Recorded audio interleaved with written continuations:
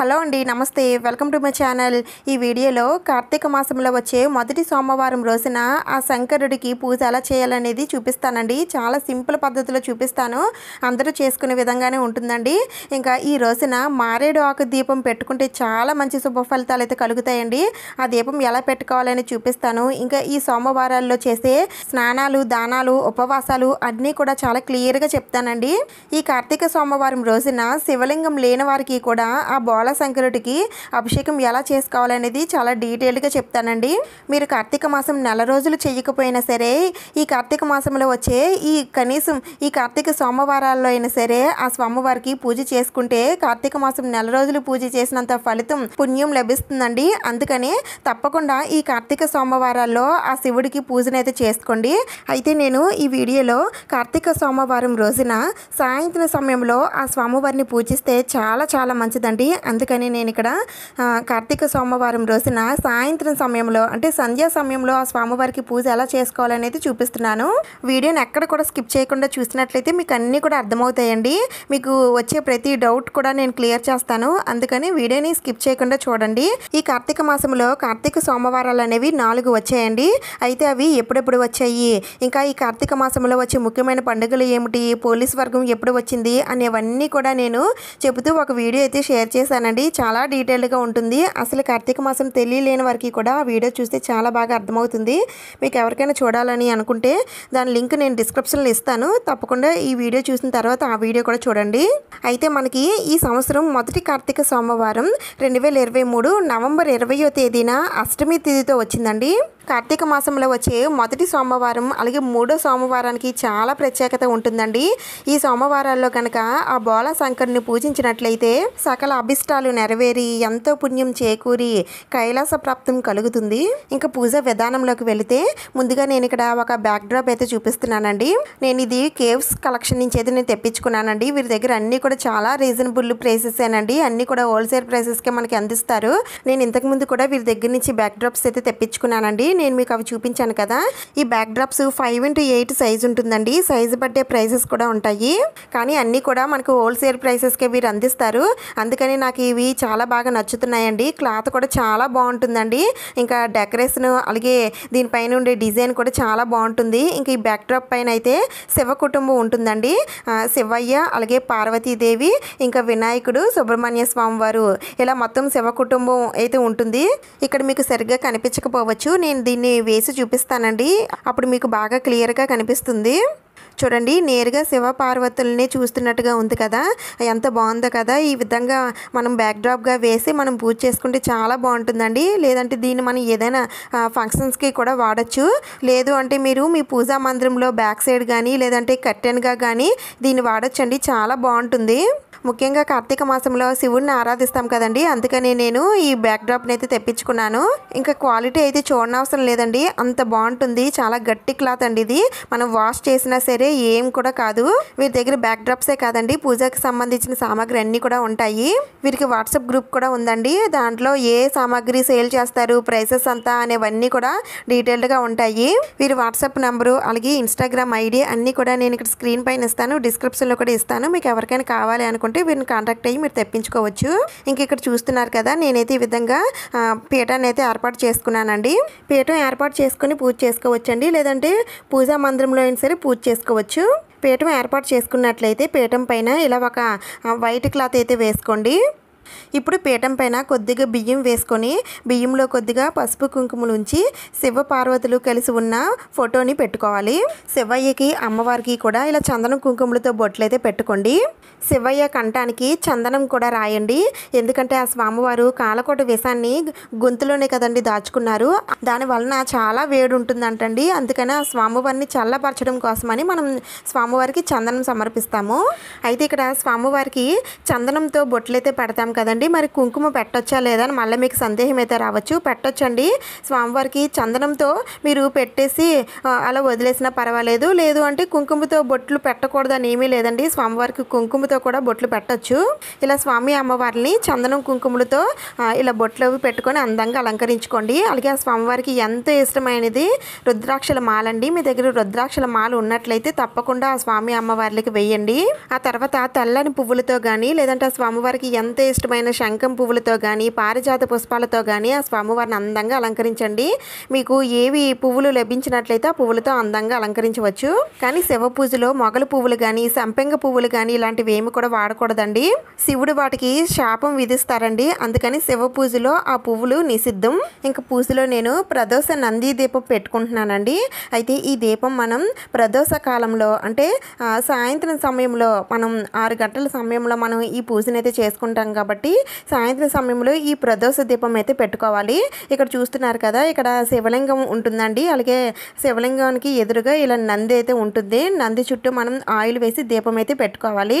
సోమవారాల్లో ప్రదోష కాలంలో వెలిగించే దీపం అండి ఇది. ఈ దీపం పెట్టుకుంటే చాలా చాలా మంచిది. దీని సైజు పెద్దగానే ఉంటుందండి. ఇంకా వెయిట్ అయితే హెవీగా ఉంటుంది. ఇది యాంటిక్ లో వస్తుందండి.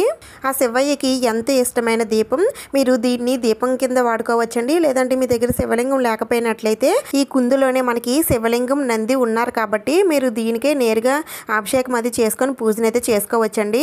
నేను ఇక్కడ సాయంత్రం పూజా విధానం చూపిస్తున్నాను కాబట్టి అందుకని నేను ఇక్కడ పూజలో ఈ ప్రదోష దీపం అయితే పెట్టుకుంటున్నాను. ఇది నేను ఆర్టికల్ సోము నుండి అయితే తెప్పించుకున్నానండి. వీరి దగ్గర అయితే అన్ని పూజకి సంబంధించిన బ్రాస్ ఐటమ్స్ అయితే ఉంటాయండి. అన్ని కూడా చాలా బాగుంటాయి. నేను ఎక్కువగా వీరి దగ్గర తెప్పించుకుంటూ ఉంటాను. నేను వీడియోస్లో చూపిస్తూ ఉంటాను కదండి. మీకు ఎవరికైనా నచ్చింది కావాలని అనుకుంటే వీరి కాంటాక్ట్ నెంబరు అలాగే ఇన్స్టాగ్రామ్ ఐడి అన్నీ కూడా నేను డిస్క్రిప్షన్లో అలాగే స్క్రీన్ పైన ఇస్తాను. ఒకసారి చెక్ చేయండి. అయితే ఈ దీపాన్ని మీరు కార్తీక మాసం నెల రోజులు కూడా సంధ్య వేళలో వెలిగించవచ్చండి. లేదంటే కార్తీక సోమవారాల్లో అయినా సరే ప్రత్యేకంగా ఈ దీపం పెట్టుకొని మీరు పూజలు అయితే చేసుకోవచ్చు. ఈ దీపాన్ని మీరు ఆవు నేతితో వెలిగించవచ్చండి. లేదంటే నువ్వుల నూనెతో అయినా సరే వెలిగించవచ్చు. అయితే ఇందులో వేసే ఒత్తులు 3 ఒత్తులు వేయాలి. ఇంకా నా దగ్గర ఉన్న రుద్రాక్ష మాలను కూడా ఇక్కడ ఉన్న శివలింగానికి వేశానండి. శివలింగం లేని వారికి ఇది ఒక పద్ధతి అండి. మీరు శివలింగం బదులు ఇలాంటి దీపపు కుంది తీసుకొని అయినా సరే మీరు దీపం కూడా పెట్టుకోవచ్చు. లేదంటే స్వామివారికి అభిషేకం కూడా చేసుకోవచ్చు. ఇంకొక పద్ధతి కూడా చెప్తాను. ఇంక తర్వాత నేను ఇక్కడ మనం పూజలో మొదటగా పూజించాల్సింది వినాయకుడిని కాబట్టి నేను ఇక్కడ వినాయకుడిని కూడా పెట్టుకుంటున్నానండి. ఇలా మీ దగ్గర ఉన్న పువ్వులతో స్వామివారిని కూడా అందంగా అలంకరించుకోండి. ఇంక తర్వాత నా దగ్గర ఉన్నటువంటి శివలింగాన్ని అయితే నేను పెట్టుకుంటున్నాను. ఇది స్ఫటికలింగం అండి. ఈ స్ఫటికలింగాలు మనం ఇంట్లో పెట్టుకోవచ్చండి. అది కూడా బొటన వేలంతో మాత్రమే ఉండాలని అంటారు. ఈ శివలింగంతో పాటుగా నా దగ్గర స్ఫటిక నంది కూడా ఉంది. ఇలా మీ దగ్గర కూడా శివలింగాలు ఉన్నట్లయితే పూజలో తప్పకుండా పెట్టుకొని అభిషేకం అయితే చేసుకోండి. ఒకవేళ మా దగ్గర శివలింగాలు లేవండి, ఈ ప్రదోష దీపం కూడా మా దగ్గర లేదండి అని అనుకుంటే ఒక రుద్రాక్ష తీసుకోండి. ఆ స్వామివారికి ఎంతో ఇష్టం రుద్రాక్ష పూసలు. అందుకని ఏదైనా అంటే వీటిలో చాలా మొఖాలు ఉంటాయండి. కానీ మీకు ఏ మొఖమైనా సరే ఏం పర్వాలేదు, ఏది తీసుకున్నా పర్వాలేదు. అది చిన్నదైనా పెద్దదైనా ఏదైనా సరే ప్లాస్టిక్ లాంటిది కాకుండా ఒరిజినల్ లాంటిది మంచిది తీసుకోండి. దానికి చందనం కుంకుమలతో బొట్లు పెట్టి ఒక ప్లేట్లో పెట్టుకోండి. దీన్నే మీరు శివలింగంగా భావించి అభిషేకం చేసుకోవచ్చు, పూజ కూడా చేసుకోవచ్చు. అభిషేకం పూజ ఎలా చేయాలనేది కూడా చెప్తాను. ముందుగా అయితే ఈ రోజున ఒక దీపం అయితే పెట్టుకోవాలండి. అదే మారేడు ఆకు దీపం. ఈ దీపం పెట్టుకోవడం వలన మనకున్న కష్టాలన్నీ కూడా తొలగిపోతాయండి. సిరి సంపదలు చేకూరుతాయి. అందుకని ముఖ్యంగా ఈ రోజున ఈ దీపం అయితే పెట్టుకోండి. అయితే ఈ దీపం ఎలా పెట్టుకోవాలంటే ఒక ఇత్తడి ప్లేట్ తీసుకొని దాంట్లో 3 గుప్పెట్ల బియ్యం అయితే వేసుకోండి. ఇప్పుడు ఈ బియ్యంలో ఓంకారం అని రాయాలి. ఓంకారం పరబ్రహ్మ స్వరూపం అని అంటారండి. మహాశివుడు డమరుకం మోగిస్తున్నప్పుడు ఆ ధ్వనిలోంచి అక్షరాలు వచ్చాయట. అదే ఓంకారం అయ్యింది. అందుకని ఓంకారనాథుడు శివయ్య అని కూడా అంటారండి. అందుకని ఇలా ఓంకారం అయితే వేసుకోండి. నేను ఇక్కడ పసుపుతో ఓంకారం వేసాను. ఇప్పుడు మీ దగ్గర ఉన్న మారేడు దళం ఒకటి తీసుకోండి. ఇలా 3 ఆకులు కలిసి ఉన్నదే మారేడు దళం అవుతుందండి. ఇలా తీసుకొని ఇలా బియ్యం పైన పెట్టుకోవాలి. దీనికి కూడా చందనం కుంకుమలతో బొట్లు పెట్టుకోండి. ఇప్పుడు ఈ ఆకు పైన ఇత్తడి ప్రమిది కానీ ఇత్తడి కుంది కానీ పెట్టుకోండి. వీటి ప్లేస్లో మీరు మట్టి ప్రమిదలైనా సరే పెట్టుకోవచ్చు. ఇప్పుడు ఈ దీపంలో ఆవు నెయ్యి మాత్రమే వేయండి. ఈ దీపానికి ఆవు నెయ్యి చాలా శ్రేష్టం. అందుకని ఆవు నెయ్యితో దీపారాధన చేయండి. ఒకవేళ ఆవు నెయ్యి లేకపోయినట్లయితే నువ్వుల నూనెతో దీపారాధన చేయండి. ఇంకా దీంట్లో వేసే వత్తులు 3 వత్తులు వేయాలండి. అంటే 3 జ్యోతులు వెలగాలి. ఇక్కడ మనం మారేడు దళం ఎలా అయితే ఆకులు ఉన్నాయో అలానే వేసుకోవాలి. ఒక్కొక్క జ్యోతిలో 2 కానీ 3 కానీ వత్తులు కలిపి ఒక జ్యోతిగా పెట్టుకోవాలి. మీ దగ్గర ఇలా మారేడు దళాలు ఉన్నప్పుడు మాత్రం ఈ దీపం అయితే పెట్టుకోండి.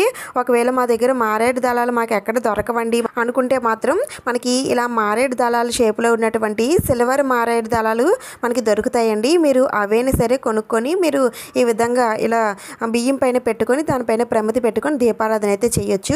ఇంకా ఈ కార్తీక మాసంలో అరటి డొప్పల్లో దీపారాధన చేస్తే చాలా చాలా మంచిదండి. తప్పకుండా ఒక్క రోజైనా సరే అరటి డొప్పల్లో దీపారాధన అయితే చేయండి. ఇక్కడ నేను అరటి డొప్పలు తీసుకున్నానండి. ఈ విధంగా మధ్యలో ఇలా హోల్స్లా పెట్టుకున్నాను. ఎందుకంటే మనకి ఒత్తి అనేది నిలిచి ఉండి కొద్దిసేపు వెలగాలి కదా, అందుకని ఇలా కొద్దిగా గుంతలాగా తీసుకోండి. మరి కిందకి తీసేయకూడదండి. అలా అయితే హోల్ పడిపోయి ఆయిల్ అంతా కింద నుంచి వచ్చేస్తుంది. మనకి పైన మాత్రమే ఒత్తి అనేది ఉండేటట్టు పెట్టుకోండి. ఈ దీపాలు మీరు ఎన్నైనా సరే పెట్టుకోవచ్చండి. ఇన్నే పెట్టుకోవాలని ఏమీ లేదు. మీరు ఎన్ని కావాలంటే అన్ని పెట్టుకోవచ్చు. ఈ అరటి డప్పుల్లో మనం పువ్వొత్తులు అయితే వేస్తామండి. మనం ఈ దీపాలు పెట్టుకోవాలని అనుకునేటప్పుడు పువ్వొత్తుల్ని మీరు ముందుగానే నేతిలో కానీ లేదంటే నువ్వుల నూనెలో కానీ నానబెట్టేసుకోండి. అలా అయితే ఎక్కువసేపు వెలుగుతాయి. అయితే ఇక్కడ మనం మామూలు ఒత్తులు 2 ఒత్తులు తీసుకుంటాం కదండి. మరి పువ్వొత్తులు కూడా 2 తీసుకోవాలని అంటే పువ్వొత్తులు 2 తీసుకోవాలని అవసరం లేదండి. ఒక ఒత్తి తీసుకున్నా సరే అది 2 ఒత్తులతో సమానం కాబట్టి పువ్వొత్తి 1 తీసుకున్నా చాలు. ఇలా అన్నీ కూడా పూజలో పెట్టేసుకోండి. ఇప్పుడు ఆ స్వామివారికి ఎంతో ఇష్టమైన విభూది అక్షింతలు ఎలా కలుపుకోవాలనేది చూపిస్తున్నాను. ముందుగా అయితే కొద్దిగా బియ్యం తీసుకోండి. స్వామివారి పూజకి ఎన్నైతే అవసరం పడతాయో అన్ని తీసుకోండి. ఇప్పుడు దీంట్లో కొద్దిగా విభూది వేసుకోవాలి. కొద్దిగా ఎక్కువగానే వేసుకోండి. ఇప్పుడు దీంట్లో ఆవు నెయ్యి వేసుకోండి. ఆవు నెయ్యి ఉంటే ఆవు నెయ్యి వేసుకోవచ్చు. లేదంటే మీరు దీపారాధనకి వాడే ఆయిల్ ఏదైనా ఉంటే ఒక 2 డ్రాప్స్ వేసుకుంటే సరిపోతుందండి. ఇప్పుడు వీటన్నింటినీ కూడా బాగా కలిపేసుకోండి. అంతే, స్వామివారికి ఎంతో ఇష్టమైన విభూది అక్షింతలు అయితే తయారైపోయాయి. వీటితోటి శివుడిని మనం పూజించాలి. ఇంకా పూజకి సంబంధించినవన్నీ సామాగ్రి పెట్టేసాం కాబట్టి ముందుగా దీపారాధన అయితే చేసుకోవాలండి. దీపారాధన ఇలా ఏకహారతతో కానీ అగరబత్తితో కానీ చేసుకోండి. ముందుగా అయితే నేను ఇక్కడ ప్రదోష నంది దీపాన్ని వెలిగించానండి. తర్వాత మిగతా దీపాలన్నీ కూడా వెలిగిస్తున్నాను. ఆ తర్వాత మారేడు ఆకు దీపం కూడా వెలిగించుకోవాలి. అయితే అరటి డొప్పల్లో ఉన్న దీపాలు తర్వాత వెలిగించుకోవాలండి. అవి వెంటనే కొండెక్కేస్తాయి కాబట్టి పూజ చేసుకునేటప్పుడు వెలిగించుకుంటే సరిపోతుందండి. ఇలా దీపారాధన చేసుకున్న తర్వాత ముందుగా వినాయకుడికి పూజనైతే చేయాలి. వినాయకుడికి దీపదూప నైవేద్యాలతో సహా ఆ స్వామివారికి పూజ చేసుకొని ఆ స్వామివారికి దండం పెట్టుకున్న తర్వాత శివయ్య పూజనైతే స్టార్ట్ చేయాలి. ఇక్కడ వినాయకుడి పూజ అంత ఎక్కువ చూపించట్లేదండి. ఎందుకంటే రోజు పూజల్లో నేను చెప్తూ ఉంటాను కదా, ఆ విధంగా చేసేసుకోండి. ఇలా వినాయకుడి పూజ పూర్తయిన తర్వాత శివయ్య పూజని ప్రారంభించాలండి. దానికన్నా ముందుగా మనం వెలిగించుకున్న దీపపు కుందులు ఉన్నాయి కదండి, ప్రదోష దీపం అలాగే మారేడు ఆకు దీపం దగ్గర కొద్దిగా పసుపు కుంకుమ అక్షింతలు వేసి ముందుగా ఆ దీపలక్ష్మికి దండం పెట్టుకోవాలి. ఇప్పుడు శివలింగానికి అభిషేకం అయితే ప్రారంభించాలండి. శివయ్య దగ్గర బిలవ పత్రాలు పెట్టుకొని అభిషేకం అయితే చేసుకోండి. అయితే ఈ అభిషేకం పంచామృతాలతో అభిషేకం చేయొచ్చు, రుద్రాక్ష పూసలతో అభిషేకం చేయొచ్చు, పుష్పాలతో అభిషేకం చేయొచ్చు, చెరుకు రసంతో అభిషేకం చేయొచ్చు, విభూది కలిపినట్టు వాటర్తో అభిషేకం చేయొచ్చు. ఇలా ఎన్నో రకాలుగా స్వామివారికి అభిషేకం అనేది చేయొచ్చండి. మీకు ఏవి లభిస్తాయో వాటితో అభిషేకం అయితే చేయండి.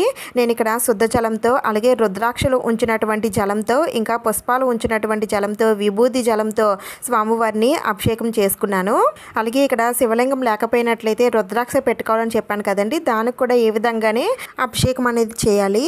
అభిషేకం చేసేటప్పుడు ఓం నమ శివాయ ఓం నమ శివాయ అని అనుకుంటూ అభిషేకం అయితే చేసుకోండి. స్వామివారికి కొద్దిగా జలంతో అభిషేకం చేస్తేనే ఎంతో సంతోషిస్తారండి. అలాంటిది కార్తీక సోమవారం రోజున ఇన్ని రకాల ద్రవ్యాలతో అభిషేకం చేసినట్లయితే ఆ స్వామివారు ఎంతో పరవశించి మనం కోరిన కోరికలన్నీ కూడా నెరవేరుస్తారండి. ఇలా అభిషేకం చేసుకున్న తర్వాత స్వామివారికి ధూపం ఇవ్వాలండి. తర్వాత హారతి కూడా ఇవ్వాలి.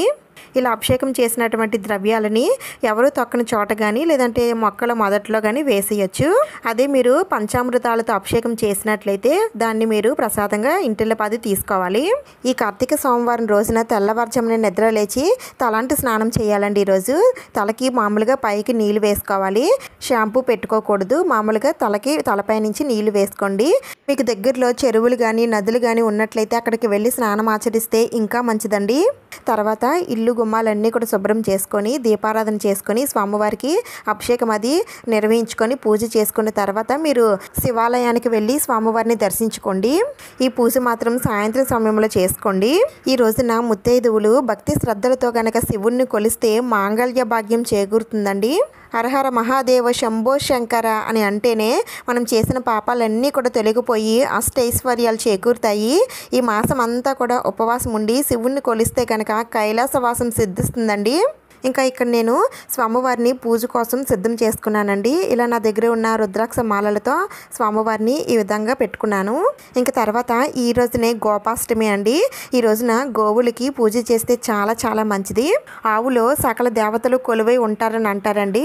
అందుకని ఈ రోజున మీరు ఇలా ఆవు బొమ్మని కొని తెచ్చుకొని ఇంట్లో పెట్టుకునే సరే పెట్టుకోవచ్చు. లేదంటే మీరు గోశాలకు వెళ్ళి ఆవుకి పశుగ్రాసం అది తినిపించినా సరే చాలా మంచిది. మీ దగ్గర డమరుకం ఉన్నట్లయితే డమరుకాన్ని కూడా పూజలో పెట్టుకోండి. ఇలా అన్నీ పెట్టేసుకున్నాక మనం మిగిల్చిన అరటి డొప్పల దీపాలు ఉన్నాయి కదండి, అవి ఇప్పుడు వెలిగించుకోవాలి. ఈ దీపాల దగ్గర కూడా కొద్దిగా పసుపు, కుంకుమ, అక్షంతలు, పువ్వులు అన్నీ వేసి దండం పెట్టుకోండి. ఆ తర్వాత స్వామివారికి అగరబత్తులతో ధూపం చూపించి కొద్దిగా అక్షింతలు స్వామివారి పాదాల దగ్గర వేసి ముందుగా స్వామివారికి ఆహ్వానం పలికి దండం పెట్టుకోండి. ఇప్పుడు ఇంకా స్వామివారి పూజను అయితే ప్రారంభించాలి. ముందుగా అయితే స్వామివారి అష్టోత్తరాలన్నీ కూడా చదువుకుంటూ విభూది అక్షంతలతో స్వామివారిని పూజించాలండి. ఇంకా తర్వాత స్వామివారికి ఎంత ఇష్టమైనది బిల్వపత్రాలు ఒక్కొక్కటి సమర్పిస్తూ బిల్వాష్టకం చదువుకోండి. అలాగే మీ దగ్గర రుద్రాక్షలు ఉన్నట్లయితే రుద్రాక్షలు కూడా సమర్పిస్తూ లింగాష్టకం, ఇంకా స్వామివారి సహస్రనామాలు, స్తోత్రాలు అన్నీ కూడా చదువుకోండి. ఇంకా కార్తీక పురాణం కూడా చదువుకోవాలనుకుంటే చదువుకోండి. విభూతితో కూడా స్వామివారికి పూజ చేసుకోండి, చాలా మంచిది. ఇవేమీ మాకు రావండి, మేము చదవలేమని అనుకుంటే స్వామివారి అత్యంత శక్తివంతమైన నామాలు 8 ఉన్నాయండి. అవి చదువుకున్నా సరిపోతుంది. నేను ఇక్కడ చూపిస్తున్నాను కదా, ఇది మీరు స్క్రీన్ షాట్ తీసుకున్నా పర్లేదండి. లేదండి ఇవి కూడా మేము చదువుకోలేమని అనుకుంటే ఓం నమ శివాయ, లేదంటే హరహర మహాదేవ, శంభో శంకర అని కానీ ఇలా స్వామివారి మంత్రాలు ఏవైనా సరే మీరు జపిస్తూ పూజనైతే చేసుకోవచ్చు. ఈ కార్తీక మాసంలో దీపానికి, స్నానానికి, ఉపవాసానికి చాలా ప్రాధాన్యత ఉందండి. స్వామివారి దగ్గర వివిధ రకాల వాటిల్లో మనం దీపారాధన అయితే చేస్తూ ఉంటాము. ఇంకా స్నానం కూడా నదుల దగ్గర కానీ చెరువుల దగ్గర కానీ స్నానాలు ఆచరిస్తే చాలా చాలా మంచిది. మనం చేసిన పాపాలన్నీ కూడా తొలగిపోతాయండి. ఇంకా తర్వాత ఉపవాసం, ఈరోజు అంతా కూడా ఉపవాసం ఉండి సాయంత్రం వేళలో స్వామివారిని ఈ విధంగా పూజించుకొని రాత్రి వేళలకి భోజనం చేయాలండి. దీన్నే నక్తం అని అంటారు. ఈ విధంగా చేసిన వారికి కైలాసవాసం దర్శన భాగ్యం కలుగుతుందని మనకి పురాణాలు చెప్తున్నాయి. ఇంకా ఈ రోజున ఎవరికైనా లేని వారికి దాన ధర్మాలు చేస్తే ఎంతో పుణ్యం లభిస్తుంది. సాయంత్రం వేళల్లో మేము ఇలా పూజ చేసుకోలేమండి అనుకునేవారైతే కనీసం గుడి దగ్గరికైనా వెళ్ళి దీపారాధన చేసి ఆ స్వామివారికి దర్శనం చేసుకోండి. ఈరోజు నాన్ వెజ్ లాంటిది ఏమీ కూడా తినకూడదండి. అలాగే అల్లం వెల్లుల్లి కూడా తినకూడదు. ఇంకా బ్రహ్మచర్యం పాటించాలి, నేలపైన పడుకోవాలి. ఇలా పూజలు అన్నీ పెట్టేసుకున్నాక ఇప్పుడు డమరుకనాదం మోగించాలి. అంటే స్వామివారి పూజని ప్రారంభిస్తున్నామని అర్థం. మధ్య మధ్యలో ఇలా డమరుకనాదాన్ని మోగిస్తూ ఉన్నట్లయితే స్వామివారు శివతాండవం చేస్తారండి. ఎంతో సంతోషంతో శివతాండవం చేస్తారు. అందుకని మీ దగ్గర ఇలా డమరకం ఉన్నట్లయితే తప్పకుండా డమరకనాదం వినిపించండి. సాయంత్రం వేళల్లో పీఠం వేసుకున్నవారు రాత్రి వేళల్లో పీఠాన్ని కదపకూడదండి. ఇంకా తర్వాత రోజు మంగళవారం కాబట్టి మంగళవారం కూడా పీఠాన్ని కదపకూడదు. ఆ రోజున పార్వతీదేవి అమ్మవారు అంటే గౌరీదేవి అమ్మవారిని పూజించుకొని బుధవారాన్ని పీఠాన్ని అయితే కదపండి. అదే మీరు పూజా మందిరంలో పూజ చేసుకున్నట్లయితే ఇలాంటి నియమాలు ఏమీ ఉండవు. ముఖ్యంగా ఈ కార్తీక సోమవారాల్లో నాన్ వెజ్ వండడం కానీ తినడం కానీ చేయకూడదండి. ఈ రోజున ఉదయం సాయంత్రం వేళల్లో కూడా గడప దగ్గర దీపాలు అయితే పెట్టుకోండి. ఇంకా మారేడు దీపం ఉంచినటువంటి బియ్యాన్ని మీరు ఏదైనా వంటల్లో వాడేసుకోండి. ఇంకా స్వామివారికి నేను ఇక్కడ పళ్ళుని నైవేద్యంగా నివేదన చేశానండి. అలాగే స్వామివారికి పూర్ణఫలం అంటే కొబ్బరికాయని కూడా నివేదన చేయాలి. ఇంకా ఏమైనా వండిన ప్రసాదాలు కూడా స్వామివారికి నివేదన చేయొచ్చండి. ఇంకా తర్వాత స్వామివారికి తాంబూలం కూడా సమర్పించి ధూపం కూడా ఇవ్వాలండి. ఇంకా చివరిగా స్వామివారికి నీరాజనం సమర్పించి కొద్దిగా అక్షింతలు, పువ్వులు స్వామివారి పాదాల దగ్గర వేసి దండం పెట్టుకోండి. ఈ విధంగా కార్తీక సోమవారాలు పూజ చేయడం వలన ఆ స్వామివారి ఆశీర్వాదం మన పైన ఉంటుంది. స్వామివారికి పూర్ణహారతి అయితే సమర్పించకూడదండి. ఇలా చంద్రహారతి మాత్రమే సమర్పించాలి. ఈ విధంగా కార్తీక సోమవారం రోజున సాయంత్రం వేళల్లో శివయ్యకి పూజనైతే చేసుకోవాలండి. ఈ వీడియో మీకు నచ్చింది, యూజ్ అయిందని అనిపిస్తే ప్లీజ్ తప్పకుండా లైక్ చేయండి, షేర్ చేయండి, సబ్స్క్రైబ్ చేసుకోండి. ఇంకొక మంచి వీడియోతో మళ్ళీ కలుద్దాం. Thank you for watching.